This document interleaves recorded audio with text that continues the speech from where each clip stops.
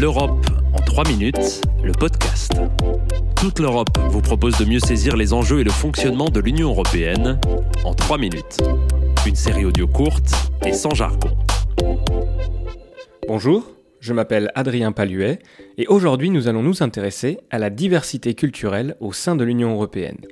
Une spécificité qui est symbolisée par la devise même de l'Union européenne, unie dans la diversité.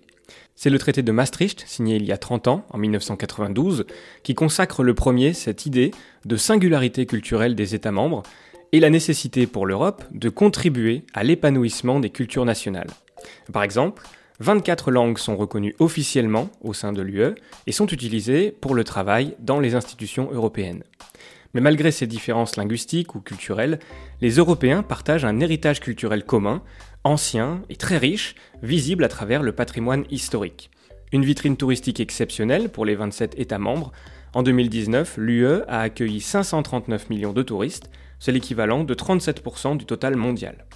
Les politiques culturelles et artistiques sont menées au niveau national et les institutions européennes les complètent, notamment à travers le programme Europe Créative, avec des aides pour financer des projets, pour promouvoir la création, pour faciliter l'accès à la culture et pour diffuser la culture européenne dans le monde. On peut donner l'exemple du label Patrimoine européen, créé par la Commission européenne en 2007, à l'initiative de la France. Il met en valeur aujourd'hui 48 sites en Europe, dont 5 dans l'Hexagone, comme l'abbaye de Cluny en Saône-et-Loire. Une autre réalisation culturelle à l'échelle de l'Union, emblématique celle-là, l'Eurovision, qui est probablement l'événement européen le plus suivi depuis 1956.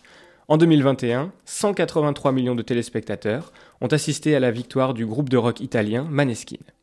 Un peu moins connu, mais tout aussi important, ce sont les capitales européennes de la culture.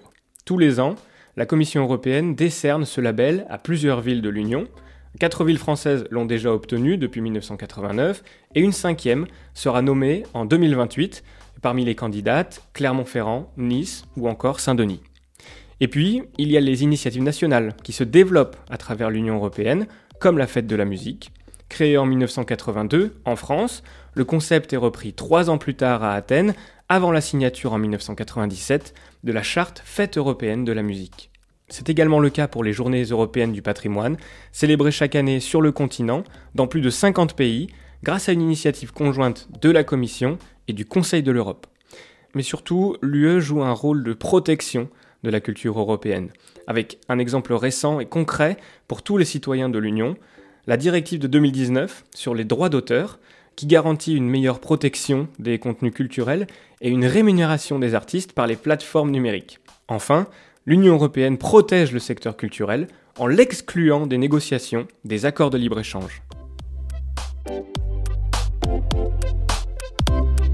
Retrouvez l'Europe en 3 minutes, le podcast, sur www.touteleurope.eu et sur votre plateforme d'écoute préférée. Partagez-le, commentez-le et à très vite pour un prochain épisode. L'Europe en 3 minutes, le podcast.